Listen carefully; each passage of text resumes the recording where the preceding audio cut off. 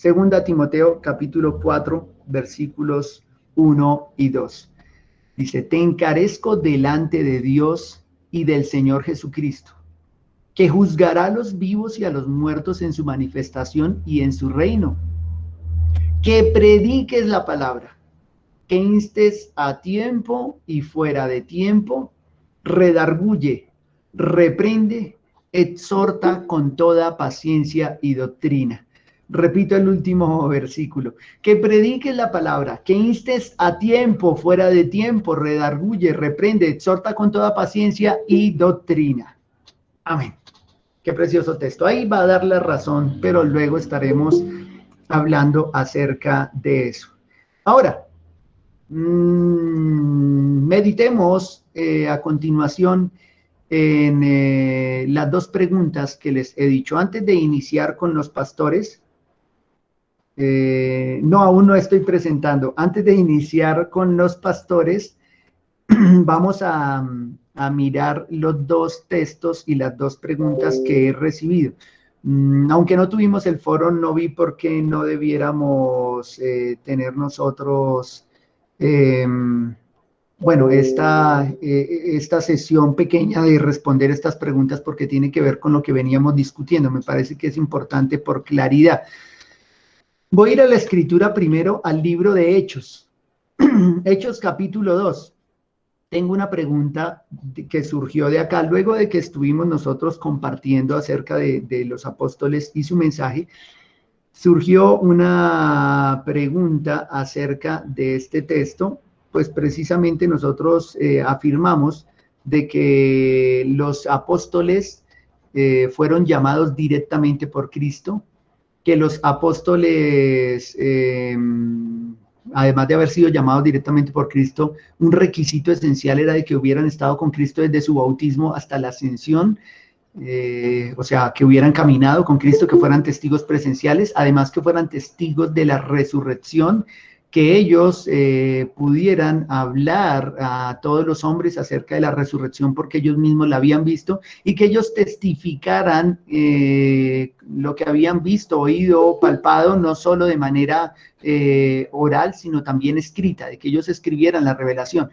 Y también estuvimos mirando cómo la gramática del Nuevo Testamento nos señala de manera definitiva que la revelación cesó, que la revelación está cerrada, porque todos los textos que corresponden a la revelación se encuentran en pretérito perfecto, y la mayoría de ellos en pretérito perfecto compuesto.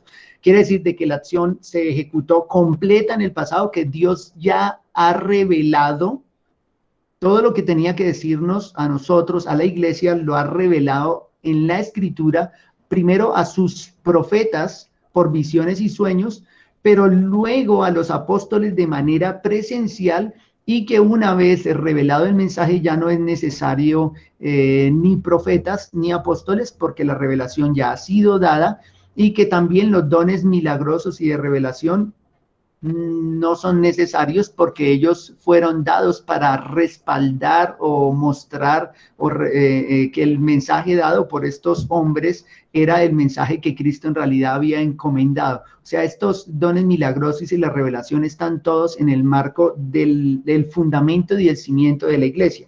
Una vez hemos afirmado eso, alguien me escribe, estuvimos hablando y compartiendo un poco, y él, con el interés de saber entonces cómo interpretar ese texto, me dice que tenemos Hechos capítulo 2, versículo 17.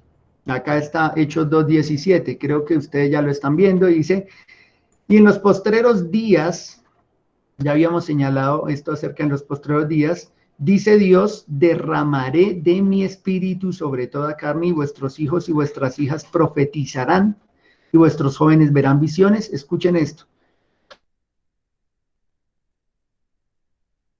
Derramaré de mi espíritu, acá dice, sobre toda carne. Entonces lo vamos a señalar con línea. Dice que vuestros hijos y vuestras hijas profetizarán. Y se añade también que los jóvenes verían visiones, y que los ancianos soñarán sueños. Y la pregunta es muy válida y es una buena pregunta. Dice, Envié este texto al estudio sobre los dones de revelación. Hechos 2:17 dice lo siguiente. Me cita el texto y me dice, entonces, ¿cómo interpretar este pasaje? Porque ya afirmamos a través del estudio de los profetas y los apóstoles que las visiones y los sueños fueron dados a los profetas después de Moisés y se les dio visiones y sueños porque Dios ya no iba a hablar como habló con Moisés directamente. Espero que recuerden eso que fue de profetas y su mensaje. Como Dios ya no iba a hablar directamente, entonces Él les habla a todos los profetas por visiones y sueños. Y acá tenemos estas dos palabras, visiones y sueños, y afirmamos de que esto era para los profetas del Antiguo Testamento, o fue la manera en que ellos recibieron el mensaje. Por eso se le llamaba no solo profeta, sino se le decía vidente, porque vidente constituye más que el oficio, la manera en que recibe su mensaje, porque el oficio es entregar el mensaje. Ahora, acá parece de que a estas dos personas, a estos dos grupos se les ha dado visiones y sueños y dice que es en los postreros días. Y se añade también de que profetizarían los hijos e hijas y recibirían el Espíritu Santo. Entonces dice, entonces, ¿cómo van a profetizar si ya dijimos que ya no hay profetas y que ya no hay visiones y sueños porque esos mecanismos de revelación ya cumplieron su propósito? Entonces es necesario aclarar y veo que es una muy buena pregunta, una pregunta muy sincera y un texto que seguramente no aclaramos en medio de nuestro estudio y yo creo que ustedes ya están viendo la necesidad de aclararlo. Entonces es importante mirar un poco el contexto. La cuestión no es tan compleja en realidad. Dice, entonces Pedro, poniéndose en pie con los 11, alzó la voz y les habló diciendo, varones judíos y todos los que habitáis en Jerusalén, esto os sea notorio, oíd mis palabras, porque estos no están ebrios como vosotros suponéis, puesto que es la hora tercera del día. Recuerden que ellos acaban de recibir el Espíritu Santo. Estamos en el capítulo 2 y ha venido el Espíritu Santo. ¿Y por qué no aclarar cuando hablamos de que ha venido el Espíritu Santo? Es el bautismo del Espíritu Santo. Si miramos el capítulo 1 al iniciar, hay que dar un buen contexto. Dice en el versículo 2 así. 1, 2. Uy, me va a quedar sin voz. No estoy muy bien. Hasta el día en que fue recibido arriba. Bueno, contextualicemos porque la oración está corta. En el primer tratado, Teófilo, hablé acerca de todas las cosas que Jesús comenzó a hacer y a enseñar hasta el día en que fue recibido arriba, después de haber dado mandamientos por el Espíritu Santo a los apóstoles que había escogido. Escuchen a quiénes fueron los mandamientos a quienes él había escogido, ¿no? A los apóstoles, mandamientos a los apóstoles. Enseguida dice, a quienes también después de haber padecido, se presentó vivo con muchas pruebas indubitables, cosa que ya hemos hablado porque los apóstoles tenían que ser testigos de la resurrección, apareciéndoseles durante 40 días y hablándoles acerca del reino de Dios. Imagínense, Jesús resucitado hablando con ellos durante 40 días, Jesús glorificado, o sea, ya en su cuerpo de gloria, se presenta ante los apóstoles y habla con ellos durante tantos días acerca del reino de Dios. Yo me imagino qué precioso esto. Ahora dice, y estando juntos les mandó que no se fueran de Jerusalén, sino que esperasen la promesa del Padre. Atentos a esto. Les mandó que no se fueran de Jerusalén, sino que esperasen la promesa del Padre, la cual les dijo, oísteis de mí. Porque Juan ciertamente bautizó con agua, mas vosotros seréis bautizados con el Espíritu Santo dentro de no muchos días. Quiere decir con claridad de que el Pentecostés refiere al bautismo con el Espíritu Santo, o en otros textos se puede ver como el bautismo en el Espíritu Santo también.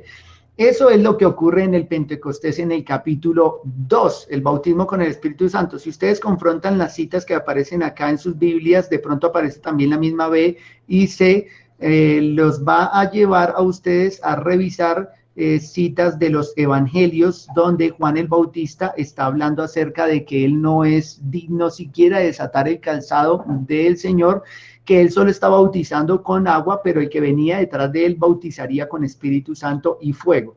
Ahora, se añade el versículo 8 de que Cristo les dice a ellos de que ellos recibirían poder cuando el Espíritu Santo hubiera venido sobre ellos. y les dice que serían testigos en Jerusalén, 1, en Judea, 2, en Samaria, 3, y hasta lo último de la tierra. Esta es la estructura del libro de los Hechos. Si ustedes van a ver los derramamientos del Espíritu Santo en el libro de los Hechos, se van a dar cuenta de que el primero tiene que ver con Jerusalén, luego tiene que ver con Judea, luego tiene que ver con Samaria, y luego ya afuera del contexto judío, ya fuera del pueblo judío, más bien refiriéndonos a los gentiles. Este es como el índice del libro, pero no quiere decir de que hayan varios bautismos, hay un solo bautismo. Ahora si revisamos ya, si nos pasamos al capítulo siguiente, ya estamos bien contextualizados que cuando hablamos de la venida del Espíritu Santo no estamos hablando de una segunda bendición, de que las personas van a estar recibiendo el Espíritu Santo cada 8 o cada 15 días, sino que se refiere al bautismo con el Espíritu Santo, cosa que se ejecuta en la vida una sola vez. El bautismo del Espíritu Santo no es de cada 8 días ni de cada culto, no es de esa manera. Entonces, cuando miramos acá Hechos 2, estamos hablando del bautismo con el Espíritu Santo. Ellos son bautizados con el Espíritu Santo por primera vez en Jerusalén, hablan en lenguas, pero saben ustedes que su hablar en lenguas fue para compartir las maravillas de Dios, porque fíjense lo que van a decir ellos acá en el 2:8. Dice, ¿cómo pues les oímos nosotros hablar cada uno en nuestra lengua en la que hemos nacido? Y va a señalar muchas lenguas, partos, medos, elamitas, los que habitan en Mesopotamia, Judea, Capadocia, Ponto, Asia, Frigia, Panfilia, Egipto, en regiones de África, Cirene, romanos. O sea, ¿qué cantidad de personas escucharon el evangelio en su propia lengua? Fíjese cuál fue el propósito acá de las lenguas. Unos llegaron a creer de que ellos estaban ebrios. Dijeron, vea estos ebrios. Pedro está diciendo, no, no están ebrios, estamos a la tercera hora del día. Y enseguida es cuando va a decir, mas esto es lo dicho por el profeta Joel. Y escuchen, esto es, ahí es donde está la clave de interpretación. Esto es lo dicho por el profeta Joel. ¿Qué es esto? ¿A qué se refiere? Esto es... Se refiere al descenso del Espíritu Santo, a que el Espíritu Santo descendió sobre la iglesia o bautizó a la iglesia y que ellos hablaron en lenguas y que ellos profetizaron, o sea, proclamaron el mensaje de Dios a cuantos pueblos estaban escuchando. ¿Se dan cuenta cuál es esto es? Dice, esto es lo dicho por el profeta Joel.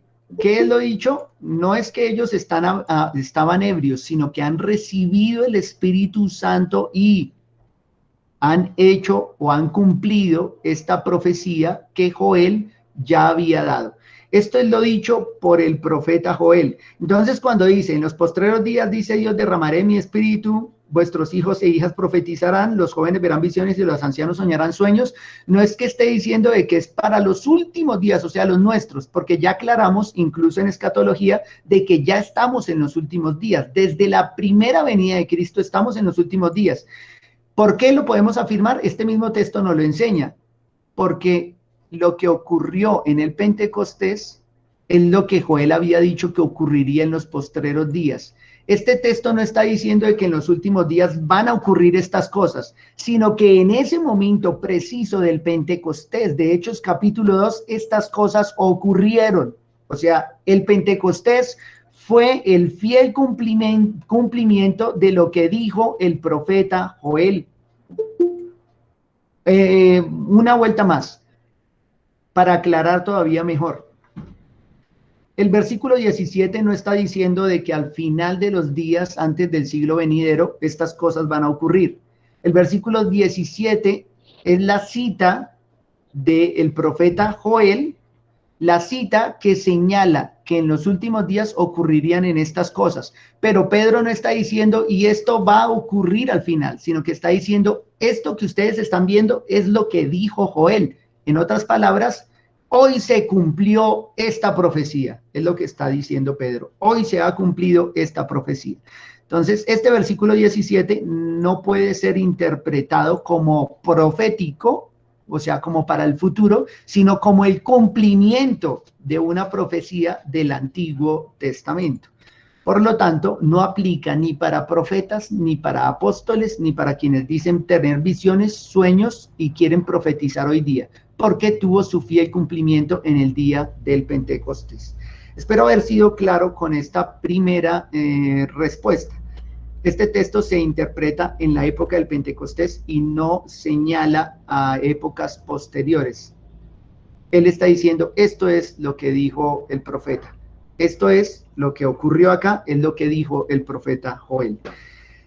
Esta es la primera pregunta. Tenemos a continuación, me parece que tenemos acá algo en la derecha, pero ¿por qué dice sobre toda carne? Pensaría uno que es a todo el mundo y el bautizo del Espíritu Santo es para los creyentes. No sé si me equivoco. Hermana Marcela Quintero, sí, muy bien por la apreciación. Cuando nosotros decimos todos, solemos pensar en todos, pero resulta que esa palabra suele usarse en una figura literaria que nosotros le llamamos sinédoque. A veces usamos el todos como si nos refiriéramos a toda la humanidad, pero no nos referimos a toda la humanidad, sino solo a una parte. Y es muy particular ese lenguaje en cualquier texto. Por ejemplo, yo puedo decir un día que nos reunimos y estábamos toda la iglesia ahí presente, pero resulta que ese día faltaron algunos hermanos, habían unos hermanos que no estaban, pero yo no lo noté, yo dije que estaban todos. O el texto en la escritura cuando dice de que, o en aquella época decían de que llovió en toda la tierra, pero pues tal vez no llovió en toda la tierra, sino que llovió en el lugar. Son maneras de decirlo. Ahora, acá cuando nos dice de que el Espíritu Santo descendería sobre toda carne, que esta es la expresión que nos lleva a pensar de que sobre toda carne sería sobre todos los hombres, no es precisamente equivalente, porque sobre toda carne es una manera de expresar de que no vendría únicamente sobre los gentiles, sobre los judíos, perdón, ya dije sobre quienes también, con la equivocación. Que el Espíritu Santo no solo vendría sobre gentiles, judíos, sino que también vendría sobre gentiles, o sea, vendría sobre todas las naciones. Y cuando decimos sobre todas las naciones no nos referimos a todas las personas, sino nos referimos a personas de todos los pueblos, de todas las lenguas, de todas las nacionalidades, así como lo dice Apocalipsis, que había una gran multitud que no podía ser contada de todo pueblo, tribu, lengua y nación. Ese es el tipo de expresiones que usa la Escritura para referirse a toda carne, no solo judíos, no solo fue al pueblo de Israel. Razón, volvemos unos versículos en el contexto y nos damos cuenta de que ellos recibieron el Espíritu Santo. Y cuando han recibido el Espíritu Santo, está la pregunta de unos que dicen, les oímos nosotros hablar en nuestra propia lengua. Y vamos a ver que todos estos no son judíos, partos, medos, más allá de Kuwait, de Irán, de Irak, al oriente, elamitas, de Mesopotamia, imagínense, de Babilonia, babilónicos, Mesopotamia, de Judea, Judea es muy cercano, de Capadocia, Capadocia no tanto, el Ponto es hoy día Turquía, Frigia, Panfilia y Egipto, fíjense, bien al sur, África, algunas regiones de África, no nos dice cuáles, pero seguramente estaba por allá Etiopía, más adelante vamos a tener personas de Etiopía en la escritura, Cirene, incluso romanos de Italia, tenemos cretenses, que es una isla en medio del Mediterráneo, tenemos árabes, eso nos indica de que no era solo para judíos, no era solo para el pueblo de Israel, sino que era para toda carne. A eso refiere la expresión sobre toda carne. No es sobre todo el género humano, sino refiere a de todo pueblo, de toda lengua, de toda tribu y de toda nación. Ahora, nos queda una más. Y la respuesta estuvo como larga, vea. Ya vamos para la mitad. Vamos a Apocalipsis 21. Porque con este texto de Apocalipsis 21, al hermano que ha planteado, él tiene claro el tema en realidad, pero estuvimos hablando acerca de eso y planteaba la pregunta porque precisamente es algo muy recurrente en nuestros días y sobre este pasaje se fundamentan quienes consideran que sí hay apóstoles, sobre este pasaje de Apocalipsis 21. Los apóstoles de hoy, entre comillas, apóstoles, citan Apocalipsis 21 para justificar de que sí hay apóstoles. Entonces vamos a mirar muy bien de qué está hablando este capítulo rápidamente. Miremos los primeros versículos. La pregunta que recibo precisamente tiene que ver con esto, de que han justificado la existencia de los apóstoles a través de Apocalipsis 21, o por qué Apocalipsis 21 habla de los apóstoles de la manera en que lo hace. Entonces, revisemos muy en contexto esto. Dice, vi un cielo nuevo y una tierra nueva. Quiere decir que esto ya es para el final. Cristo vino y el siglo presente ha terminado y ha llegado el siglo venidero. Ahora tenemos nuevo cielo y nueva tierra. Este ya no es nuestra época, acá ya no hay muerte, nuevo cielo, nueva tierra, acá ya no hay muerte, acá ya no hay pecado, acá ya estaremos por siempre con el Señor. Ahora dice, porque el primer cielo y la primera tierra pasaron y el mar ya no existía más. Dice, y yo, Juan, vi la santa ciudad. Nosotros decimos, la santa ciudad. ¿Cuál es la santa ciudad? Entonces todos dicen, pues Jerusalén, pero en este caso sería la nueva Jerusalén, porque ya no estamos hablando de la Jerusalén terrenal. La mayoría han pensado en una ciudad, un satélite, un cubito, algo así como ahí flotando, ideas, algo fantasiosas. Miremos qué nos dice el texto. Yo, Juan, vi la santa ciudad, la nueva Jerusalén. Y dice que la nueva Jerusalén está descendiendo del cielo de Dios, pero va a decirlo así, dispuesta como, recuerden que este como es una figura literaria, es un símil. ¿Cómo está dispuesta? Como una esposa ataviada para su marido. Cuando hablamos de una esposa ataviada, nosotros ya estamos pensando de que en la escritura la esposa ataviada es la iglesia, pero pues todavía no nos lo ha dicho con claridad el texto, entonces no podemos hacer esa deducción, esa inferencia, no es sano, uno debe buscar de que el texto lo diga con claridad, entonces esperemos a ver qué ocurre. Y dice, y oí una gran voz del cielo que decía, aquí el tabernáculo de Dios con los hombres y él morará con ellos. Ahora escuchen, el tabernáculo de Dios con los hombres y él morará con ellos y ellos serán su pueblo y Dios mismo estará con ellos como su Dios. Ahora les recuerdo una cosa, que el tabernáculo de Dios no es un templo hecho de manos de hombre. Incluso así lo dice el apóstol Pablo a los atenienses, que Dios no habita en templos hechos por mano de hombre, porque el templo o el tabernáculo o la morada de Dios es la iglesia, el edificio del cual nosotros ya estuvimos hablando. Para recordarlo rápidamente, les muestro Hechos capítulo 2, versículo 20 al 22, dice, edificado sobre el fundamento de los apóstoles y profetas, siendo la principal piedra del ángulo Jesucristo mismo, en quien todo el edificio bien coordinado, edificio se refiere acá a la iglesia, ya ustedes recuerdan el contexto, bien coordinado, va creciendo para ser un templo santo en el Señor. O sea, la iglesia, que es el edificio, que es la figura que se usa acá, es el templo santo en el Señor, y va a aclarar, en quien vosotros también sois juntamente edificados para morada de Dios en el Espíritu. O sea, nosotros como iglesia somos edificados para que Dios more en medio nuestro. Ahora, cuando vamos a Apocalipsis, ya debemos entender de que cuando hablamos de tabernáculo, templo o morada, no estamos hablando de un edificio terrenal, sino que estamos hablando de la iglesia. Pero pues de pronto alguien dice, no, eso es una inferencia, es una deducción. Entonces continuamos leyendo, pero muy atentos con el lenguaje, que es el lenguaje de toda la escritura. Dice, Dios mismo estará con ellos como su Dios y enjugará a Dios toda lágrima de los ojos de ellos y ya no habrá muerte, ya no habrá más llanto, ni clamor, ni dolor, porque las primeras cosas pasaron. Y el que estaba sentado en el trono dijo, he aquí yo hago nuevas todas las cosas. Y me dijo, escribe porque estas palabras son fieles y verdaderas. Y me dijo, hecho está, yo soy el alfa y el omega, el principio y el fin. Al que tuviere sed, yo le daré gratuitamente y de la fuente del agua de la vida. O sea, estamos hablando de Cristo, ¿no? El alfa y el omega, el principio y el fin, está señalando acá. Es una referencia a Cristo. El que venciere heredará todas las cosas y yo seré su Dios y él será mi hijo, señala por acá. Pero los cobardes, incrédulos, abominables y homicidas, los fornicarios y hechiceros, los idólatras y todos los mentirosos tendrán su parte en el lago que arde con fuego y azufre, que es la muerte segunda.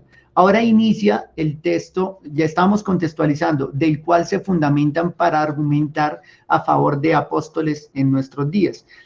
Dice, vino entonces a mí uno de los 7 ángeles que tenía las 7 copas llenas de las 7 plagas postreras y habló conmigo diciendo, ven acá, y esto es lo que le va a mostrar.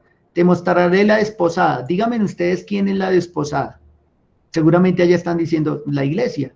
Y enseguida añade con mayor claridad, la desposada, la esposa del Cordero, la esposa del Cordero. Te voy a mostrar la esposa del Cordero. ¿Quiere decir a quién le iba a mostrar? ¿Un edificio? No, la esposa del Cordero, la iglesia. Vuelvo a los versículos de arriba. La Nueva Jerusalén, ataviada como esposa para su marido. Y ahora acá dice, yo te mostraré la desposada, la esposa del Cordero. Enseguida dice, y me llevó en el espíritu, le llevó a mostrarle la esposa, ¿no? Y le llevó en el espíritu a un monte grande y alto y me mostró. ¿Qué le mostró? Voy a dejar este verbo del mismo color, verde. Y me mostró, o mostró, la gran ciudad santa de Jerusalén,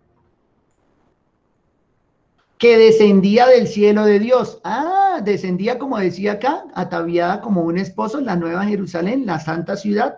Quiere decir de que no estamos hablando de una ciudad literalmente. La desposada, la esposa del Cordero, la gran ciudad santa de Jerusalén, o diríamos acá, el tabernáculo de Dios, o la morada de Dios. Entonces, fíjense, yo te mostraré la esposa, la desposada, la esposa del Cordero, y me mostró la gran ciudad santa de Jerusalén que descendía del cielo de Dios. Quiere decir que lo que descendía no era un satélite, no era una ciudad, no era literalmente una construcción, un edificio, sino que todo el Nuevo Testamento ha usado la figura de edificio para referirse al cuerpo de Cristo o para referirse a la iglesia de Cristo. Y acá tenemos esta confrontación. Quiere decir, la gran ciudad santa de Jerusalén no es una ciudad, sino que se refiere acá a la iglesia. ¿Y cómo era esta iglesia? No la ciudad, sino la iglesia.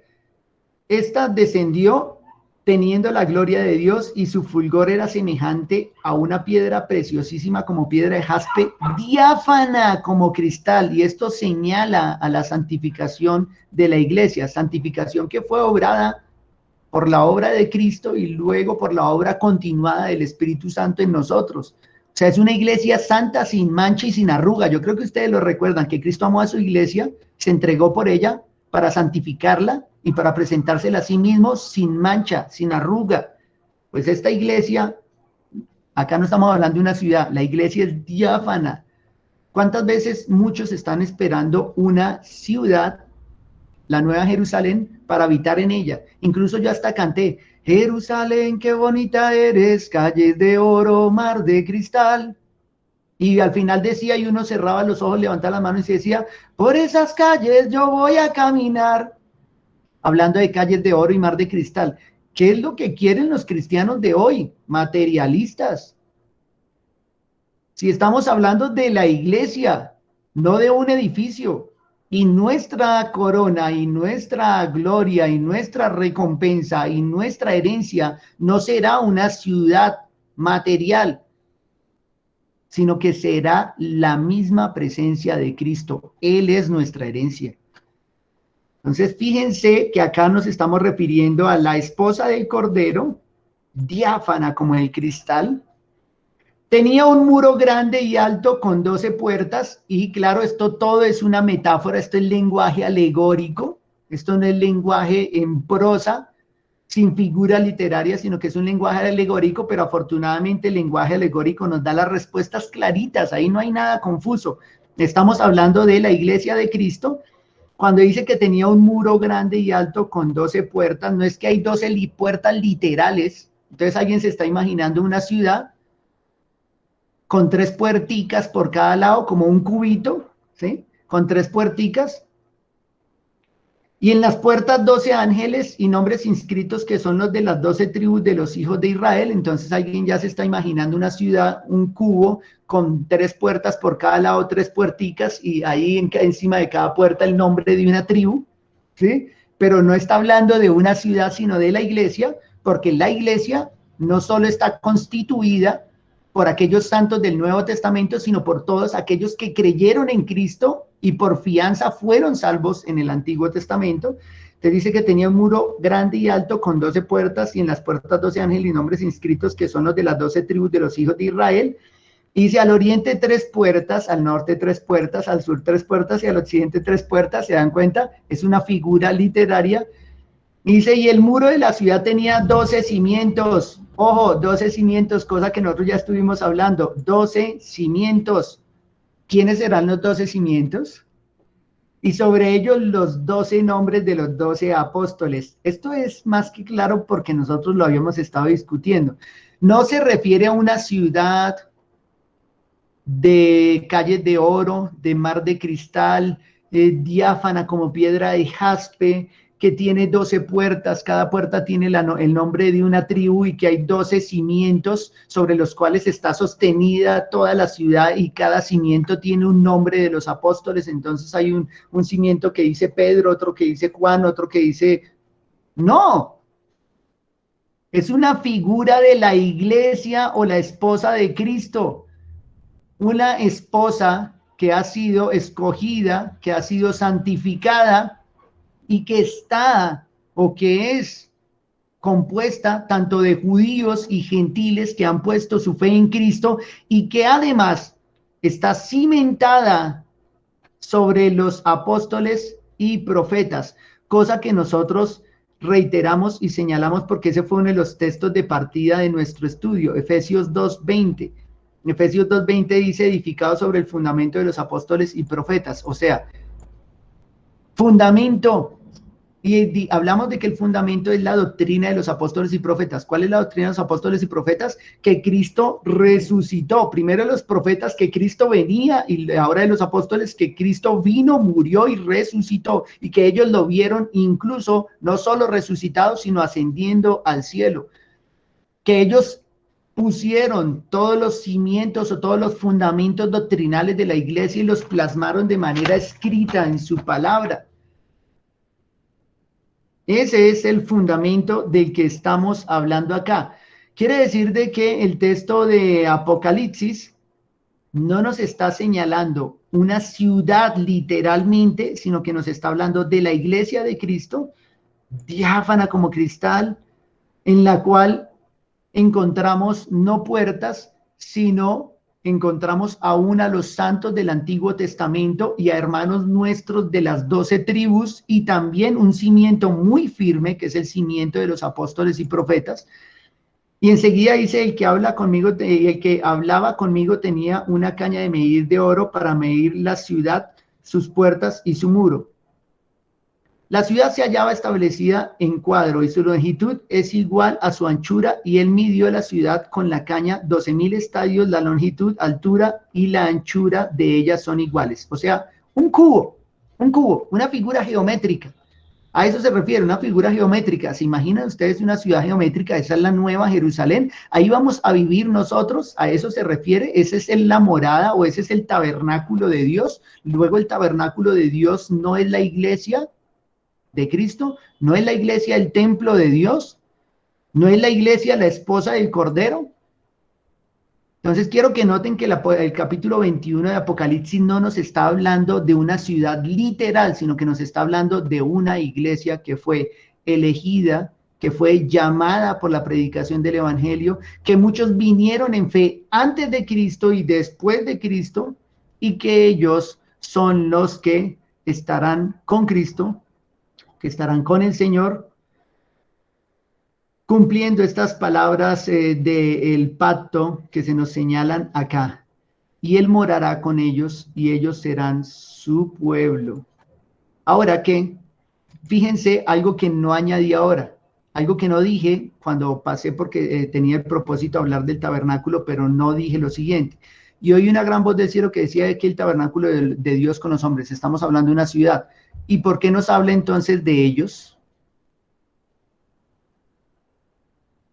Y Él morará con ellos y ellos serán su pueblo. ¿A quién se está refiriendo en realidad? ¿Se refiere a una ciudad o se refiere a los salvos?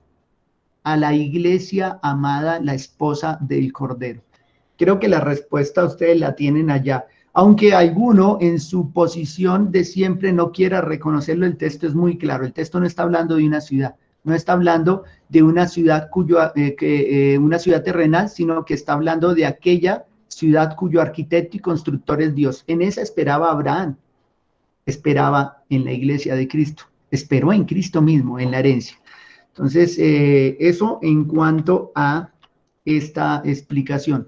No está hablando de 12 apóstoles ahí, literalmente, no eran en los nombres de los apóstoles, no estaba hablando literalmente de las 12 tribus, no estaba hablando literalmente de una ciudad, estaba hablando de la iglesia de manera general. La iglesia o la esposa del Cordero, aquel día en que tanto la muerte haya sido retirada, el pecado haya sido retirado y la lágrima de nuestros ojos haya sido enjugada. Entonces ahí tenemos la respuesta a esa inquietud. Me demoré con las respuestas, parece que hubiera sido el foro, pero quería que quedara muy claro ese punto. Ahora nos quedan unos minutos para empezar a introducirnos en la temática de los apóstoles y de los pastores y de su mensaje. Nosotros hemos venido discutiendo hasta acá que los profetas fueron llamados por Dios para proclamar su palabra en el Antiguo Testamento. Hablamos de que los apóstoles fueron llamados para proclamar la palabra de Cristo o llevar la palabra de Cristo en su lugar, ser sus representantes, luego de la venida, de la muerte, de la resurrección y ascensión de nuestro Señor. ¿Y qué de los pastores? O sea, ¿cuál es nuestro oficio? Ya creo que podemos pensar, si las visiones y los sueños se quedaron para los videntes y una vez venido Cristo, ya para qué más visiones y sueños, si no eran ni siquiera para los profetas neotestamentarios, porque eso fue disminuyendo, ¿qué para nosotros los pastores? Si los apóstoles reciben su mensaje cara a cara con Cristo y tienen que compartir cara a cara con nuestro Señor, entonces han llevado su mensaje de manera escrita. Nosotros, ¿qué nos corresponde a nosotros los pastores? Ya no visión, no sueño, y ya no nos corresponden las obras, las señales y los prodigios de los apóstoles, sino que nos corresponde la escritura. Acá la tenemos, la palabra de Dios. Tanto trabajo de apóstoles y profetas para que nosotros tengamos este texto en las manos. Estuvimos leyendo al inicio el texto de 2 a Timoteo. Veámoslo otra vez, vayámonos allá. 2 Timoteo capítulo 4, versículo 1. ¿Qué nos viene diciendo Pablo en este capítulo? Resulta que hay impiedad en los últimos días. Y cuando decimos últimos días, recuerden que no son nuestros días, sino que son desde Cristo hasta acá. Eso ha estado presente. Acá nos va a hablar acerca de los hombres de los últimos días. Estamos en unos tiempos peligrosos. Razón, hombres amadores de sí mismos, avaros, vanagloriosos, soberbios, blasfemos, desobedientes a los padres, ingratos, impíos, sin afecto natural, implacables, calumniadores, intemperantes, crueles, aborrecedores de lo bueno, traidores, impetuosos, infatuados, amadores de los deleites más que de Dios. Quiero señalar algo importante acá. Parece que Pablo hubiera viajado a nuestros tiempos. Decimos, uy, pero qué descripción de nuestros días más detallada. Y nosotros pensamos en nuestros días mirando hacia afuera porque pensamos que la iglesia es un dechado de todas las virtudes cristianas. Pero lamentablemente estas palabras son dirigidas a la iglesia. Y en cierta medida nos está diciendo de que esto ocurrirá aún dentro de la iglesia. Fíjense en este versículo 5.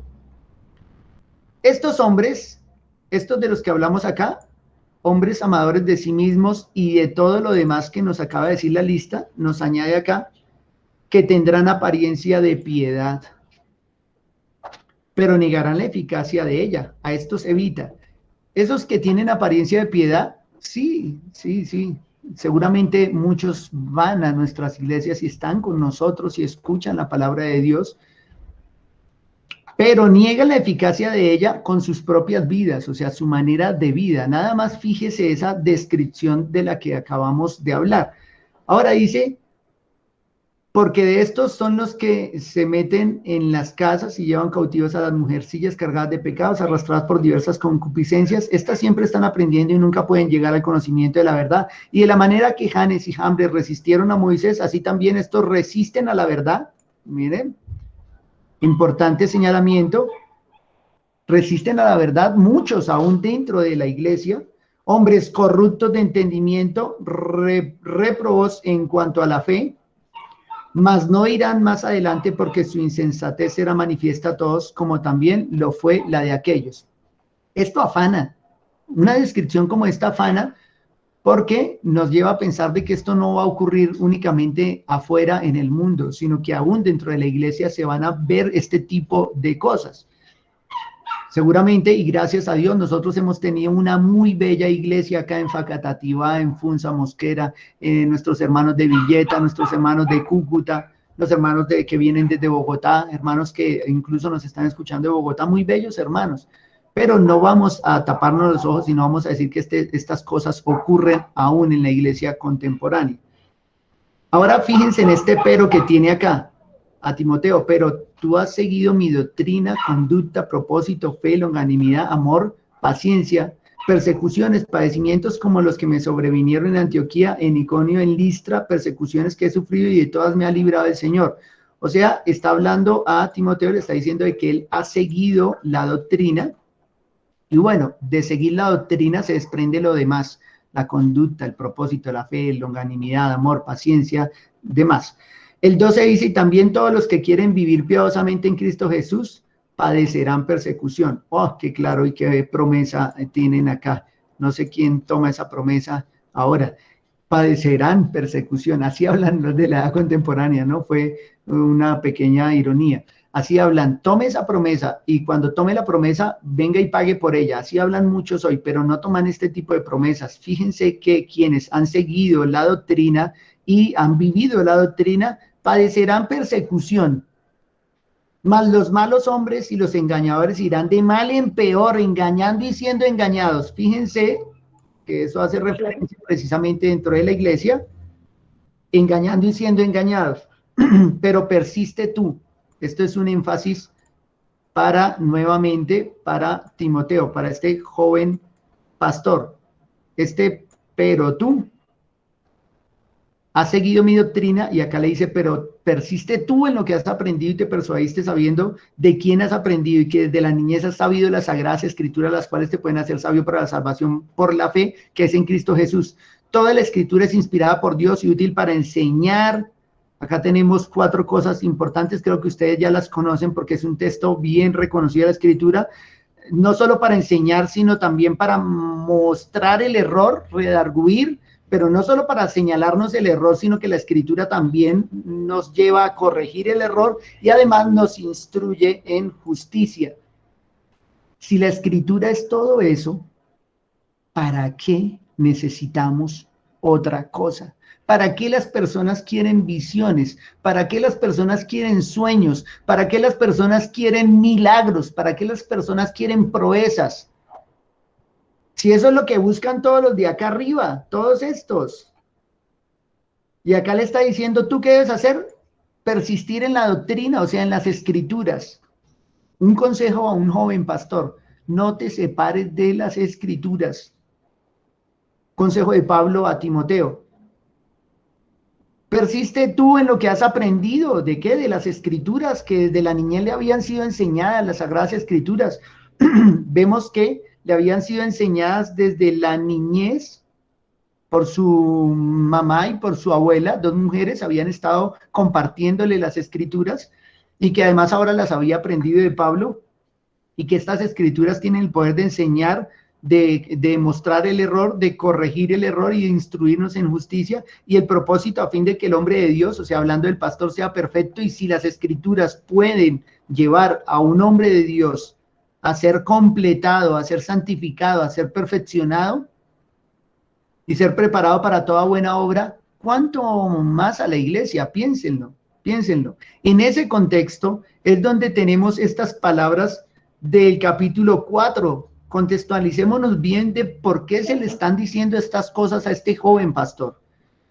Te encarezco delante de Dios y del Señor Jesucristo. O sea, eso es un ruego, además de que ha sido un imperativo también. Ahora vemos un ruego acá, te encarezco delante de Dios y del Señor Jesucristo, que juzgará a los vivos y a los muertos en su manifestación en su reino. Quiere decir que si no lo hacemos, igual seremos juzgados. Recuerden las palabras de Pablo que hablamos la semana anterior. Ay de mí si no predico el evangelio. Qué vergüenza ponerme a hacer otras cosas en el púlpito, a contar testimonios o a contar historias o chistes o dedicar el tiempo del culto 2 horas cantando a veces ni siquiera himnos o algo que esté muy relacionado con la escritura, sino más bien algo ya como muy terrenal y carnal, y dedicarle a la escritura 15, 20 minutos y algo somero, superficial y no tocante a las mismas escrituras. Esta es la situación de la iglesia contemporánea. Y hay que recordar que Dios juzgará a vivos y a muertos en su manifestación y en su reino. Y fíjense cuál es el pedido acá, cuál es el ruego que hace Pablo a Timoteo. Que prediques la palabra, que instes a tiempo y fuera de tiempo. Predicar, instar es animar una y otra vez a instar a tiempo y fuera de tiempo. Redarguir, o sea, hay que señalarle a otros su error con las escrituras. Y eso qué duro es, no solo para el que recibe la palabra, la amonestación, sino que honestamente también es duro para el pastor. Tener que amonestar a otro no es fácil. Uno quisiera a veces no tener que llamar al hermano y llamarle a orden.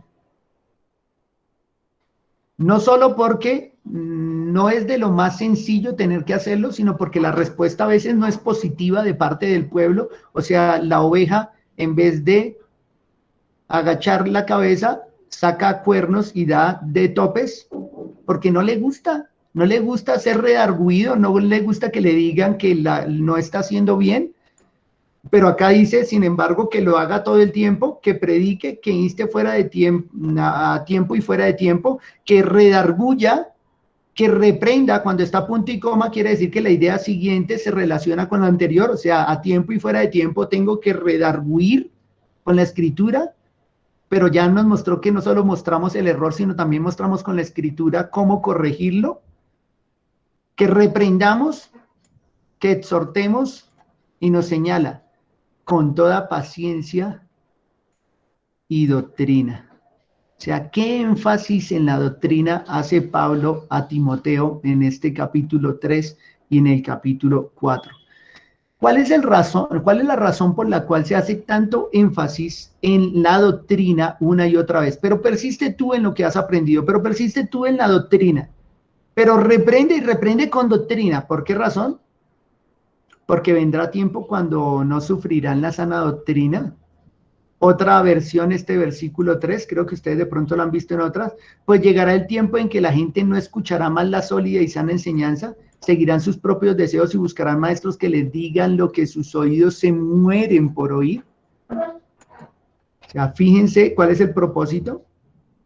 Las personas no sufrirán la sana doctrina, tendrán comezón de oír, se amontonarán maestros conforme a sus propias concupiscencias, o sea, que les hablen lo que ellos quieren escuchar, y no conforme a doctrina, no conforme a las escrituras.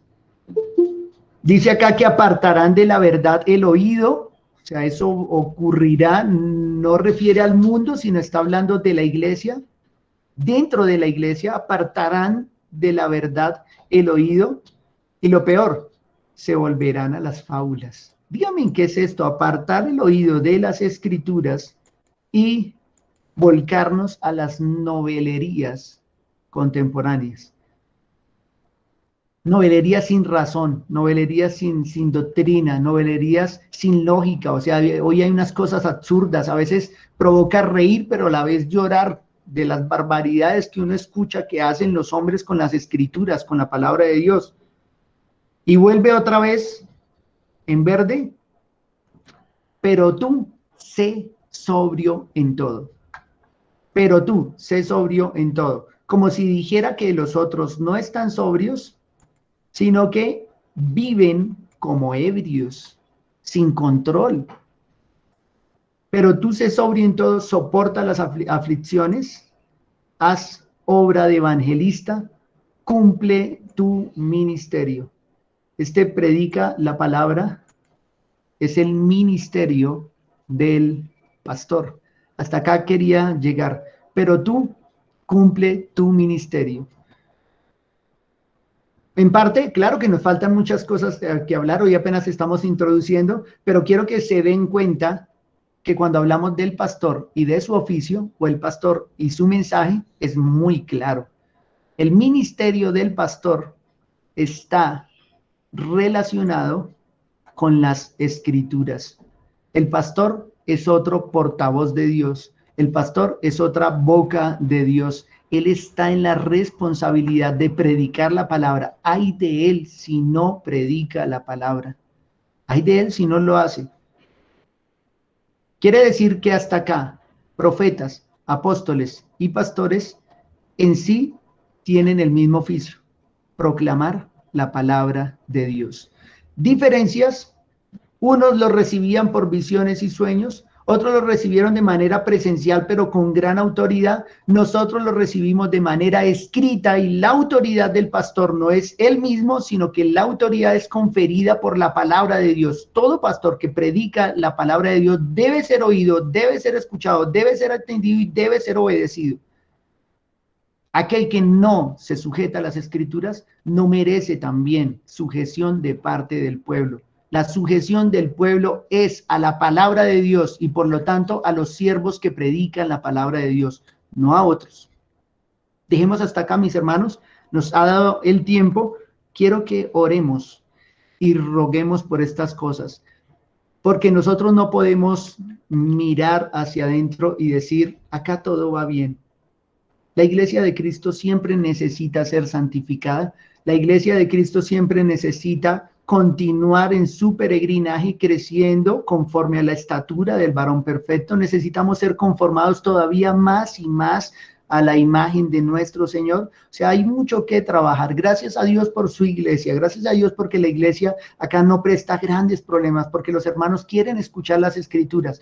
Pero meditemos de que la época en la que estamos viviendo no es precisamente una época donde haya un amor profundo por las escrituras, sino que hay muchísimo comezón de oír, mucho, y que hay tantos todavía por escuchar el evangelio que nosotros no debemos guardar nuestras palabras. Por el contrario, debemos proclamar el mensaje por el cual hemos sido llamados, tanto los predicadores y maestros como a todo aquel que ha escuchado el evangelio de Cristo. ¿Cómo callar las inescrutables verdades del Evangelio de Cristo? ¿Cómo guardarlas para mí y no compartirlas con otros? Oremos. Señor y Padre nuestro, gracias te damos en esta mañana. Tú has sido bueno con tu pueblo, has sido bueno con nosotros, Señor. Porque a tu pueblo no le nace, Señor, venir si tú no pones tampoco en el corazón. Tú has sido misericordioso. Alguna época estuvimos, Señor, como lo señala tu palabra, con nuestros oídos cerrados, con nuestro entendimiento entenebrecido, también siendo amadores de nuestros propios deleites. Pero si esas cosas han cambiado, Señor, es porque al final tú lo quisiste de esa manera, tú nos llamaste por medio del Evangelio, escuchamos tu palabra, Señor, destapaste nuestro oído, hiciste que las tinieblas de nuestra mente empezaran a disiparse. Ahora, Señor, te ruego que continúes la obra que has empezado en tu iglesia, así como dice tu palabra también. Tú que has iniciado la buena obra, Señor, tenemos la confianza en que la vas a concluir, que vas a continuar trabajando en nosotros, Señor, hasta llevarnos a la perfección, a la manera de Cristo. Te ruego por tu iglesia en este lugar, pero también te ruego por tu iglesia en todo el mundo. Cuánto tenemos que predicar y cuánta defensa tenemos aún que hacer del evangelio.